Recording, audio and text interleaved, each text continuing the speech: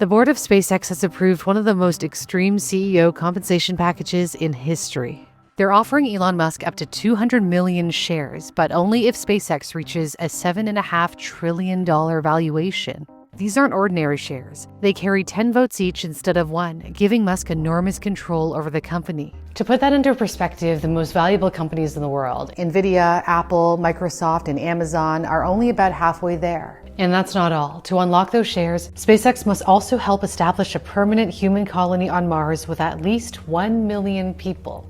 Musk is in his mid-50s, which means this would have to happen in the next 20 to 30 years.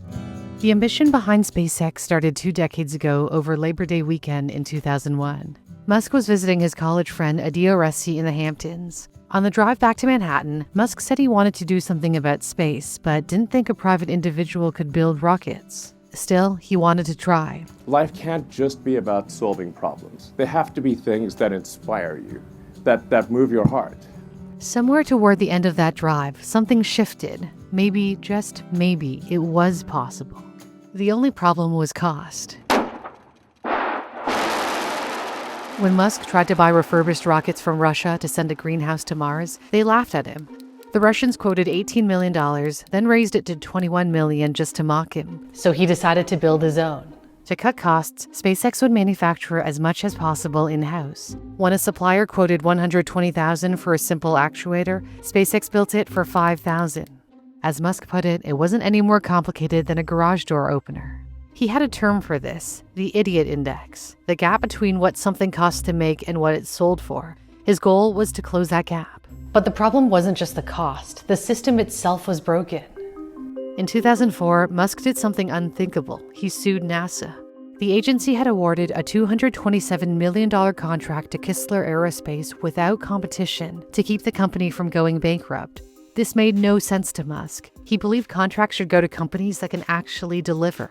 Everyone told him not to sue, but he refused to listen. As he later said to biographer Walter Isaacson, "Everyone told me we might never work with NASA again, but what they did was wrong, so I sued." SpaceX won. NASA was forced to open the contract to competitive bidding, with SpaceX winning a significant portion. It was a turning point. Contracts were no longer handed out, they had to be earned. In 2003, Malaysia agreed to pay SpaceX $6 million to launch an Earth observation satellite. To make it work, the rocket had to launch near the equator, where Earth's rotation provides an extra boost.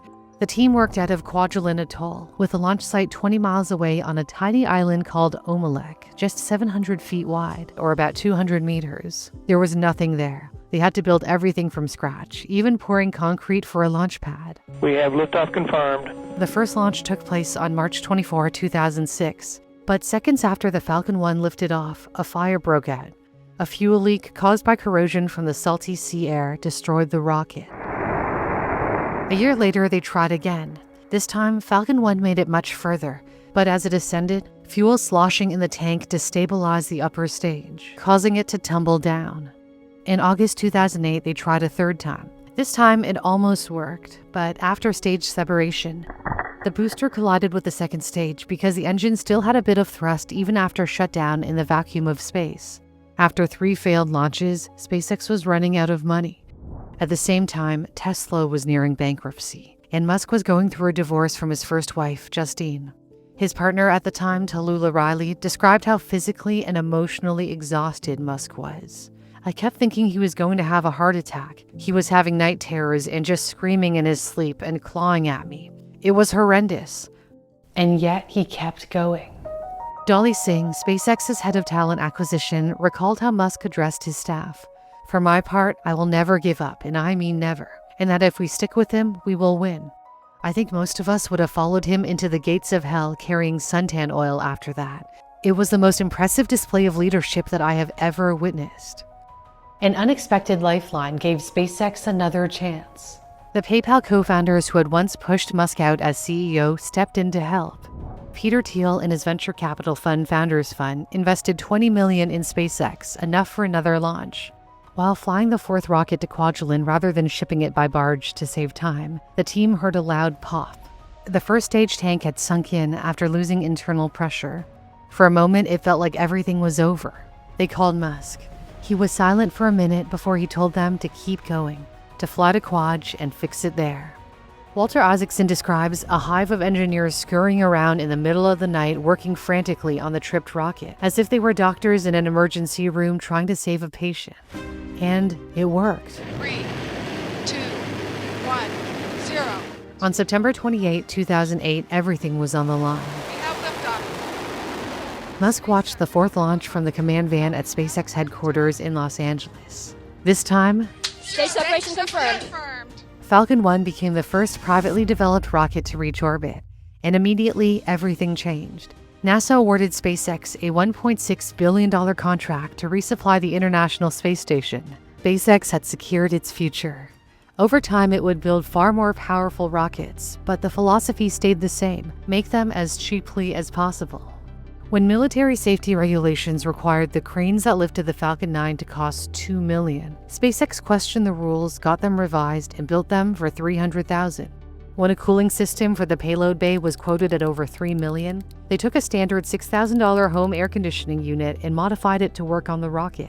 SpaceX proved rockets didn't have to be built the old way, and eventually the government took notice. In 2010, President Obama canceled NASA's Constellation program, its next-generation government-built rocket to succeed the Space Shuttle, in order to partner with the private sector. But astronauts like Neil Armstrong and Gene Cernan warned Congress that relying on private companies could be risky. For Musk, it was painful to hear, as he told CBS's 60 Minutes. I was very sad to see that, because those guys are, those guys are heroes of mine, so it's really tough. I wish they would come and visit and see the hardware that we're doing here. And I think that would change their mind.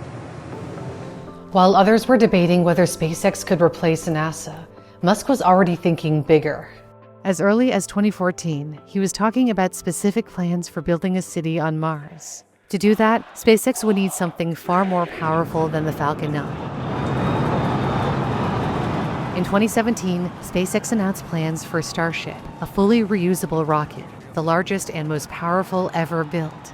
At first, it was designed with carbon fiber, but the material was expensive and difficult to manufacture, so Musk decided to switch to stainless steel. At extremely cold temperatures, steel becomes significantly stronger, making it ideal for storing supercooled propellants. It also handles extreme heat far better, so only one side of the rocket requires a heat shield for re-entry, saving significant weight. SpaceX has already spent $15 billion developing Starship. For comparison, the Apollo program that brought us to the moon cost $25 billion back then, or around $180 billion today.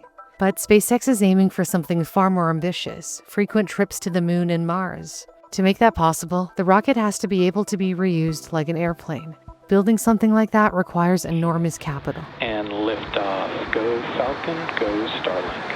Right now, that capital is coming from Starlink, its global network of thousands of satellites delivering high-speed internet. In 2025, Starlink generated an estimated $11 billion in revenue, making up as much as 80% of SpaceX's total revenue, more than its rocket launches. Just a few years earlier, it was barely over $1 billion. Its margins are extremely strong, around 60%.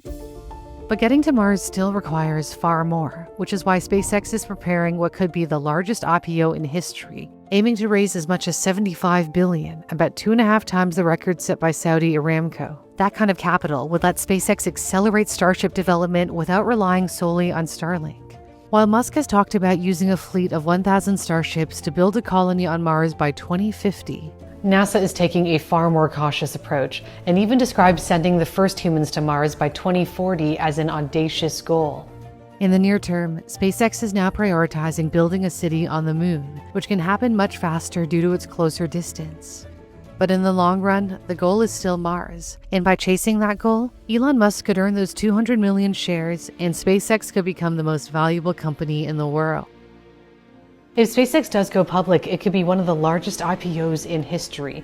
At that point, each share could be extremely expensive. So how do you invest in a company like SpaceX before it goes public? Because right now, SpaceX isn't listed on the stock market, they're private, and traditionally, that meant access was limited to institutions or ultra-wealthy investors. But that's starting to change. Jarsi lets you invest in shares of private companies like SpaceX, Anthropic, Stripe, and Discord. You don't need to buy a full share. You can invest in smaller amounts and own a portion of one. So instead of waiting until a company goes public when demand is high and prices even higher, you can get exposure earlier. And if the company goes public, the token price can mirror the stock price, allowing you to sell at the corresponding market value, even though the tokens don't convert into actual shares. If you want to get access to this opportunity, you can check out Jersey using the link in my description. Thanks for watching. For Newsthink, I'm Cindy Pom.